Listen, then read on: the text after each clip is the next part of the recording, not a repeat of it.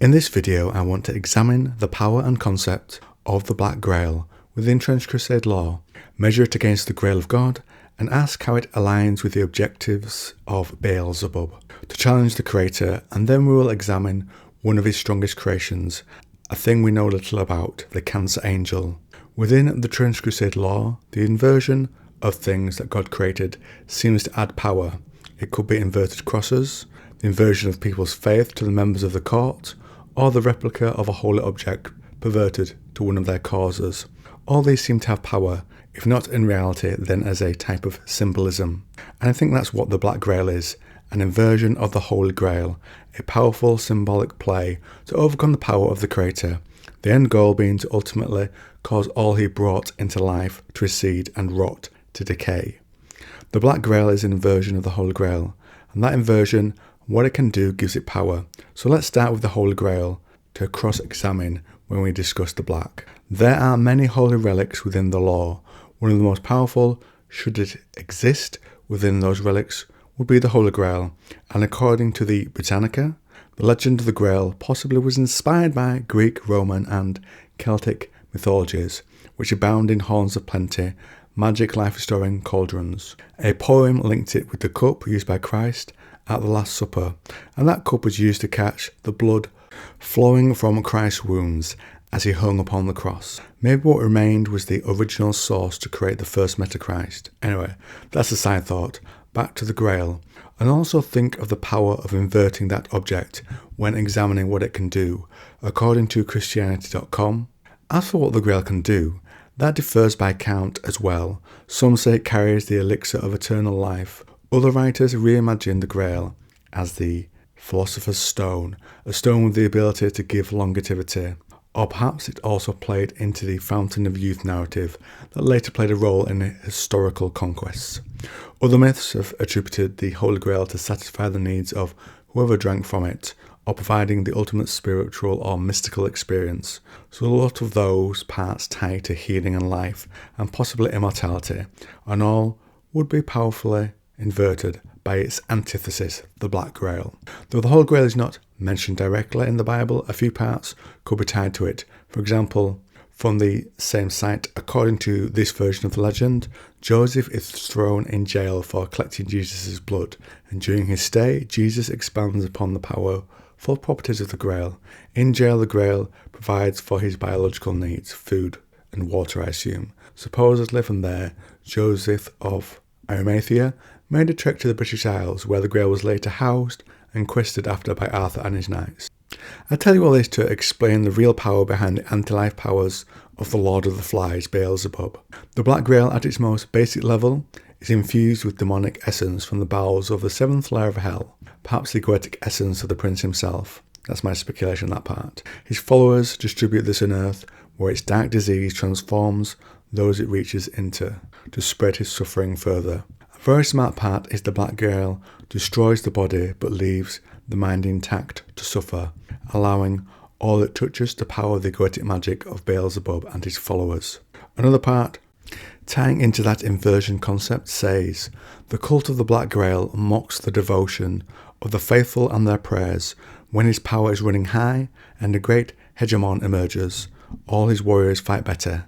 And it said the demon prince himself grows sleek and fat. Like a magnanimous king, he then bestows blessings and gifts upon his most favoured children. And when the hegemon falls, the tantalising dream of a great flood of pestilence that cleanses the earth is lost forever. Think of that last line, cleanse the earth. That would be a tremendous amount of power for the prince to have all of God's creation under his will. A powerful Grail indeed. And I think that's the objective, to get that power to challenge the throne itself by waging his battle against creation through his Black Grail, rather than operating within the bounds of the court. Now, we don't have a great deal of lore on the Cancer Angels outside of the great art, and what we have says this, that they lay waste to their surroundings due to rampant growth followed by the withering of all life. And they are also mentioned in a short story about the Black Grail. It says, in relation to them, first came the Cancer Angels, dropping from the clouds and unfurling their tumorous wings to soar clumsily over the trenches, absorbing bullets and flak until they burst and rained down unholy spirochettes and pus. The soldiers' prayers quickly changed from hymns of holy defiance to pleas of deliverance.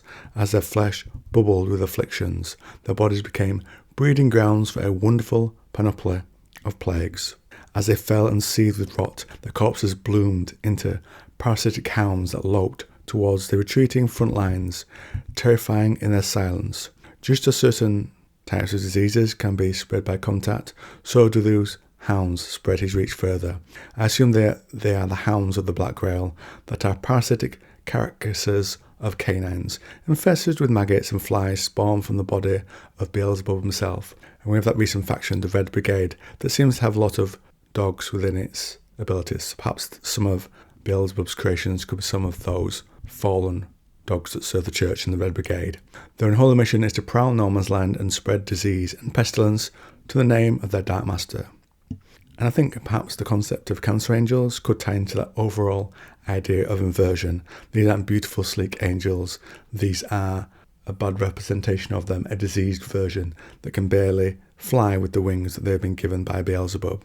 Anyway, you know there are certain types of law I need to find an angle on so I can go to that deeper level and tie it into history. Some concepts are easier than others to do in that way. And it was the idea that the Black Grail inverts the Holy Grail and the power that could give to the Lord of the Flies that really inspired this one.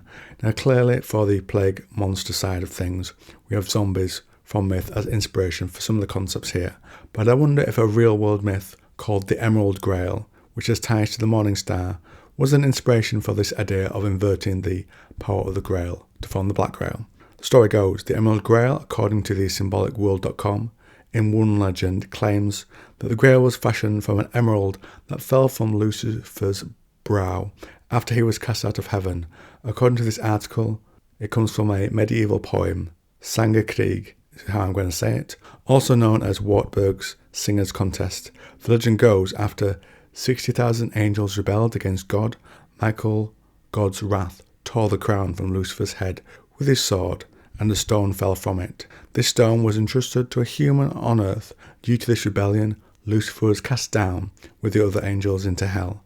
The stone forming a part of the crown was found by someone called Titurel, who fought for glory and thus found much renown for himself. So let me know what you think to these ideas in the comments.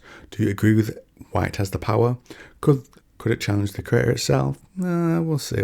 It's really a debatable concept by itself, depending on your take on how Trench Crusade represents it. So let me know your thoughts, and if you like this video on the Trench Crusade, you might also like this one. And if you want a long batch of Trench Crusade lore to listen to, I have a playlist on the channel, and I'm currently putting out about 4 a week. And if you like Trench Crusade, it shares a lot of DNA with 40k, which I also cover. I have a playlist for that. One that does everything, and one specifically focuses on my ideas about the Dark Age of technology, one of my favourite subjects in 40k.